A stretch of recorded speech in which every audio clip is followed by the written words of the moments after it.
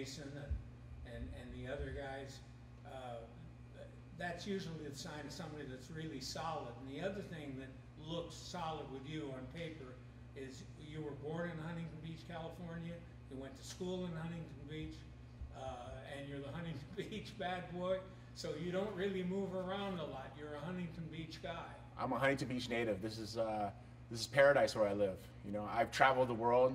I've seen the bottom of the world, and I've seen the highest class of the world. And I think Huntington Beach fits right in the middle, where the weather's beautiful. People in general are very kind, soft-spoken, generous, nice people. I don't want to leave. I want to raise my kids in a great environment, and I've been lucky of that. You know, I live on the water. I have a boat behind my house, and I'm fortunate because of the hard work I've been through. People got to understand, I'm a kid who came from the streets.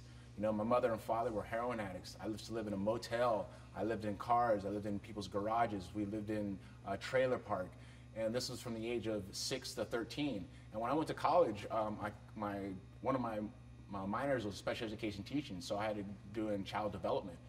And those development ages of a child from 6 to 13 are very crucial of what's going to happen to their future. I was able to break the mold. I was able to break the chain and to show that with hard work and dedication, you can achieve a lot of great things in life.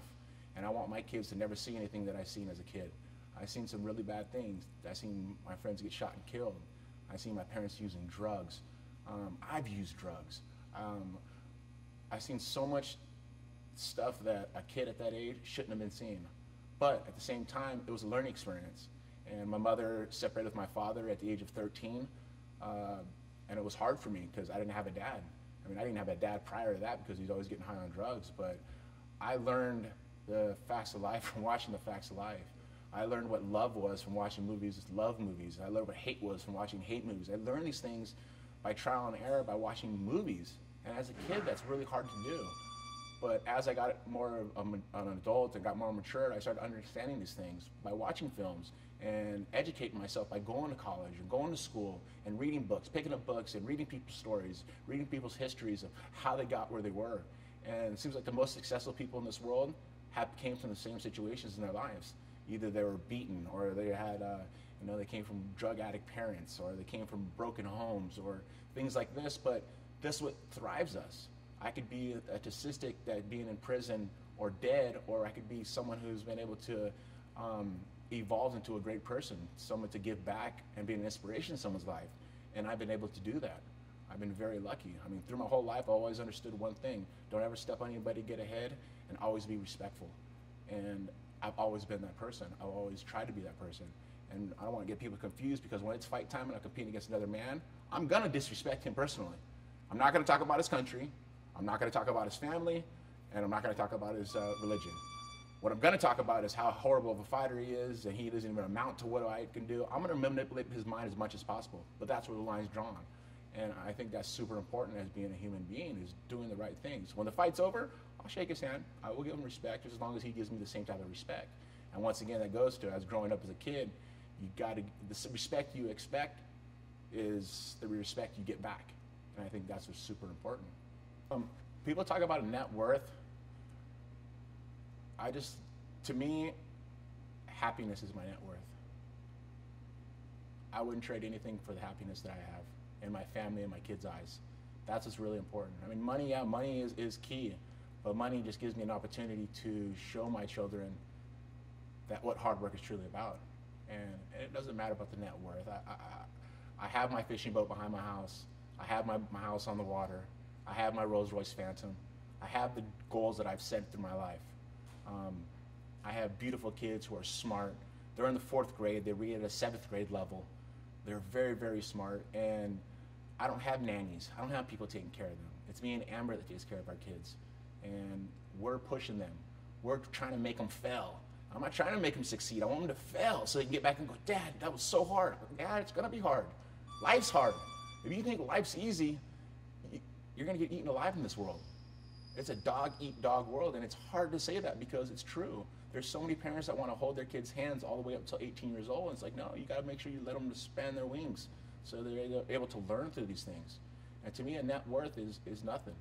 It's just truly not about the money. It's about the happiness, about what fills in my heart When I get in that cage and I fight, it's never about the money.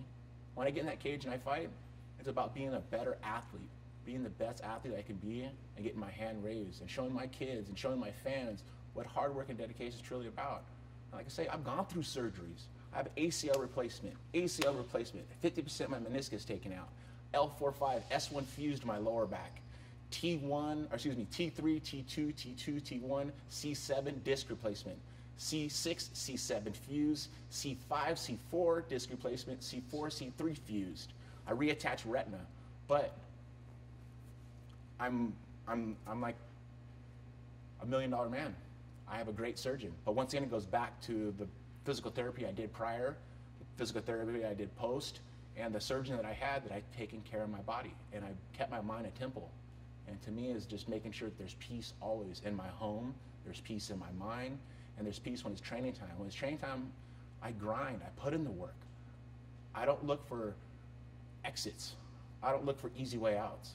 I try to find the hardest ways I possibly can do it. And when I do it, I push myself even harder. And I think that's what makes me who I am. There's two things I'm going to live with the rest of my life, and two things that I'll die with. My name and my word. And those are the two things that I'll have. And I got to make sure my kids understand those things as a father, as a human, and as inspiration to many people who watch me as a fighter. And they watch my career. There's people who talk shit, and there's people who support me. And there ain't many people who aren't talking at all. I've been challenged. I've been challenged by Chuck Liddell. I was in retirement. I have 4 of the companies I'm working on. I have TO Auto Group, which is my wholesale car business. I have Punishment Athletics, which is my clothing company. I have a management company, Primetime 360, which you manage fighters. And I was doing acting. Now all of a sudden I have an opportunity to be a promoter like Oscar De La Hoya. And people don't understand, I've been a fan of Oscar since he won the gold medal in the Olympics. I bought Oscar De La Hoya's house in 2006. It was just, I manifested something that I wanted to become. If it wasn't just a promoter, it was being a successful person. And Oscar De La Hoya, being from East Los Angeles, being a successful Mexican-American, who show all the Latino kids that you can become something as long as you set your goals high and achieve those goals. I'm still trying to set those things. And it was kind of funny because I was at the Canelo fight, and all of a sudden I got invited to dinner with him, and I was sitting with him and his family, and it was weird. It was like it was meant to be. And it was something that I manifested. I manifested these things happen. And I can go as far as back as I can remember when I first started wrestling. I manifested I want to be a varsity wrestler. Boom. A month and a half later, I became a varsity wrestler. I wanted to win the CAF championship. Boom. My junior year, I won the CAF championship. When I got into junior college, I wanted to become a state champion. Boom. I won 2 state championships. All of a sudden, I want to become a UFC champion. A year and a half later, boom, became a UFC champion. At the age of 23, I wanted to become a millionaire. Boom. At the age of 23, I became a millionaire. I wanted to own a house. Actually, before that, I wanted to own a Rolls-Royce Phantom. Boom, I owned a Rolls-Royce Phantom. And then I wanted to buy my first home on the water. Boom, I bought my first house on the water in 2009. It seems like I manifest these things in my mind because I don't doubt myself. I always get up every day and I grind. I worked for Donald Trump back in 2005 on The Celebrity Apprentice. And I was the only celebrity on that show that was in his ear. I was asking him questions. How do you become successful? How do you become a billionaire? And he plain and simple looked at me and goes, I never stop working. I always try to be successful each and every day. When I'm sleeping and I'm not working, I have somebody else working for me. He goes, if you want to continue to be a millionaire, you got to make sure you have 5 sources of income coming in every year. Well, I got 4 so far. This 5th one, maybe this is the deal. Golden Boy MMA. I'm here to be a promoter. Not just a fighter, but a promoter also. As when I started working with Oscar, Oscar says, I'm a fighter. I want to give back to the fighters. I think the fighters should give back to the fighters. And I want to do that for mixed martial arts. I want to give back to the fighters. Where they're out there trying to kill themselves and putting on a show, they should be making a big sum of the money. And that's what we're going to do at Golden Boy Promotion. Good. I have to say something about when your trainer, Jason, hits you in the body with those mitts. Those are big blows. I mean, I haven't seen that before. And I've been around boxing for 50-something years. I have not seen that before. I mean, that's exceptional when you talk about conditioning and so on. But doesn't that hurt? A lot of guys would get bruised and cracked ribs on that kind of power. Well, I've learned that from Muay Thai. A lot of guys, because they get knee to the body, they get elbow to the body, they get punched to the body. And they say you crush a person's abdomen, you're going to crush their soul. So I do 500 sit-ups, and then after my 500 sit-ups, Jason can hit me 100 times to the stomach as hard as he wants. And I'm just building the endurance. I'm building the muscle density in my abs, and that works. I mean, it helps. I've done it almost my whole career, and I learned a long time ago from one of my old trainers, Colin Oyama. He was like, you got to do this, and he used to get Thai pads, and he hit every side 100 times. And it's just, you make your core strong by doing it. It's brutal. This sport's brutal. Life's brutal. But what do I get out of it? I'm sitting right here. I'm not dead. There's always been 3 things I've had in life, and I try to push myself as hard as possible. I push myself to throw up, pass out, or die. I've thrown up a bunch of times. I've never passed out, and I'm still sitting right here. So I just try to push myself that hard every time I train. Because when I get in the cage and I fight against another person, I want to make sure that I prepared for the worst so the best can happen. Is this match with Chuck Liddell, is it about revenge? This match against Chuck Liddell, yes, is about revenge. It's about redemption. It's about getting an opportunity to fighting somebody that used to be my friend, that was a close friend of mine, that sold out on me because he wanted to go with the company. Now all of a sudden, 10 years later, the company dumped him, and he has to fight. I mentioned something on Mike Tyson's Bite the Mic about Chuck calling me out, and he said, do you want to fight me? And Dana White didn't want no business of it. And I mentioned something, and all of a sudden everybody at Golden Boy started running around and going, Tito, are you serious about that? I go, yeah, I'm serious about that. Would Oscar be interested about promoting it? The next week I was in a meeting with Oscar. I said, I think I can get Chuck Liddell to the table. I text Chuck. He says, I'm down. Next week, Chuck Liddell was in a meeting with Oscar. The fight was done. I'm trying to help Chuck out. If he needs money that bad, I'm trying to help him out. But I get a little revenge. And he bit the hook, line and sinker.